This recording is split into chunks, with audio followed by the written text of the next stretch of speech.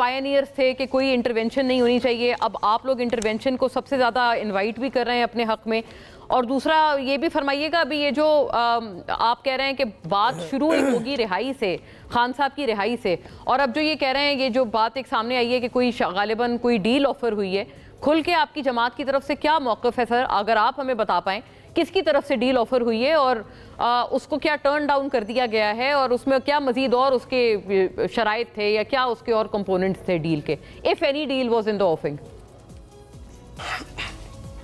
बिस्मिल्लाहिर्रहमानिर्रहीम। देखिए, पहली बात तो यह है कि किसी किस्म की कोई डील, इमरान खान कोई डील नहीं कर रहा, ना डील के ऊपर जाएगा, बल्कि उन्होंने तो अभी ऐलान कर दिया कि जब तक सियासी कैदी जो प्रिजनर्स इस वक्त गिरफ्तार किए हुए हैं और वो 1.5 साल से वो जेल में हैं बग़ैर किसी ट्रायल के और बग़ैर किसी कन्विक्शन के, जब तक उनको रिहा नहीं किया जाता, आखिरी पॉलिटिकल वर्कर भी जब तक रिहा नहीं हो जाता वो जेल से नहीं निकलेंगे। वो last, he will be the last person. कोई उनको पहले निकलने का नहीं है कि वो पहले निकल आए बाहर। हाँ, पहले अपनी पार्टियों की, पार्टी के दीगर अपने कारकुनान की, और आप ये बड़ा I think sir policy statement है आपकी तरफ से कि पहले दूसरों की रिहाई वो कहते होंगे, फिर आखिर में वो खुद निकलेंगे, फिर आपकी पार्टी में निकलेंगे जब तक आखिरी भी अंदर। हाँ जी, आपकी पार्टी इसके बरक्स बात नहीं कह रही, आपकी पार्टी गालिबन कह रहे हैं कि शुरुआत ही तब होगी जब खान साहब की रिहाई हो जाएगी। वो तो ये नहीं कह रहे कि आखिरी वो खान साहब होंगे। बिल्कुल भी नहीं, नहीं, ये बात नहीं है, बिल्कुल भी नहीं। पार्टी भी अब यही कहेगी, क्योंकि ये फैसला तय हो चुका है और ये फैसला हो गया। दूसरी बात ये है कि देखिए, दूसरी बात ये है कि बैरूनी ताकतों की कोई इमरान खान की तरफ से किसी को ना इनडायरेक्ट तरीके से मैं कहलवाया गया है, ना कुछ किया गया है। देखिए, टेक्नोलॉजी और मीडिया की इतना ज़्यादा एडवांस हो गया कि world has become a global village. दुनिया के एक कोने में कुछ हो रहा है, दूसरा कोना जो मुतासर हुए बगैर नहीं रहता, वहाँ पे मीडिया जो है उसको उसके ऊपर रिएक्ट करता है।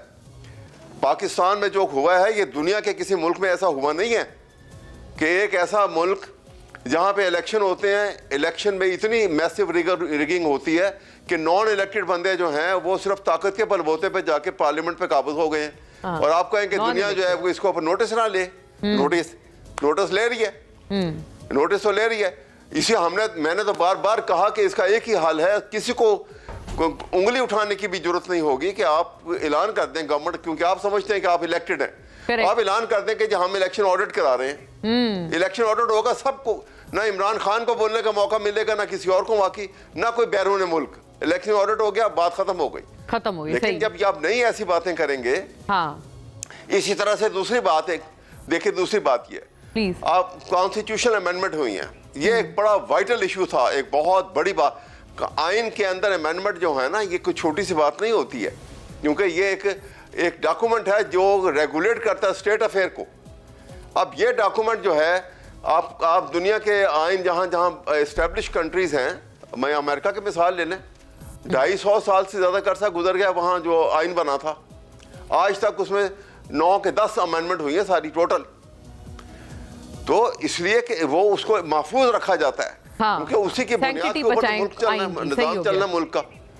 तो मैं ये अर्ज कर रहा हूँ आपके सामने, यहाँ पे सूरत हाल ये है, पाकिस्तान के अंदर जो सूरत हाल है वो ये है कि आपने यहाँ पर पाकिस्तान में आइन को बनाया, 4 सूबों ने, पाकिस्तान का आइन बना, 4 सूबे ने मिलकर आइन बनाया, फेडरेशन है।